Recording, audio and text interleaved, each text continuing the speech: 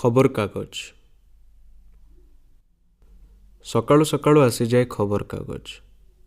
ମୁଁ ପିଲାବେଳେ କିନ୍ତୁ ସନ୍ଧ୍ୟା ହେଉଥିଲା ଗାଁରେ ଖବରକାଗଜ ଆସି ପହଞ୍ଚିବାକୁ। ଜେଜେବାପା ଜଗି ବସୁଥିଲେ। ମଲା କ'ଣ ରାଜନୀତି କରିବ କି?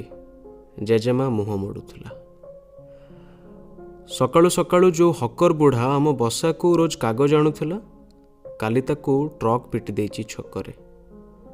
ଆଜି ଖବରକାଗଜ ଆସିନି, ଜାଣିବାର ବାଟ ନାହିଁ ବାହାରିଛି କି ନା ବୁଢ଼ା ବିଷୟରେ। ପୁରୁଣା ଖବରକାଗଜ ସବୁ ବିକିଦେଇଛି କବାଡ଼ିବାଲାକୁ କାଲି।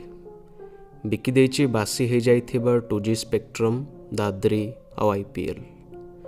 ବିକିଦେଇଛି ଡାଇପର ପିନ୍ଧିଥିବା ଛୁଆଟିର ହସ, କ୍ରିମ୍ ଲଗେଇ 3 ସପ୍ତାହରେ ଗୋରା ହେଇଥିବା ଝିଅଟିର ସବୁ ଗୋରାପଣ, କ୍ୟାପସୁଲ୍ ଖାଇ ପୁଣି ଥରେ ସୁଖୀ ହେବାର ରଙ୍ଗୀନ ପ୍ରତିଶ୍ରୁତି, ଆଇଟମ୍ ଗର୍ଲର ସେକ୍ସି ଚାହାଣୀ, ସବୁ ଏକା ରେଟ୍, କିଲେକୁ 5 ଟଙ୍କା। ଘରସାରା ଖଣ୍ଡେ ବି ଖବରକାଗଜ ନାହିଁ। ମୁଁ ଏବେ ହସ୍ପିଟାଲ ବାହାରିଛି। ଖୋଜିବି ସେ ହକର ବୁଢ଼ାର ବେଡ୍ ଆଉ ତାଠୁ ଖଣ୍ଡେ ଖବରକାଗଜ ଆଣିବି ବୋଲି।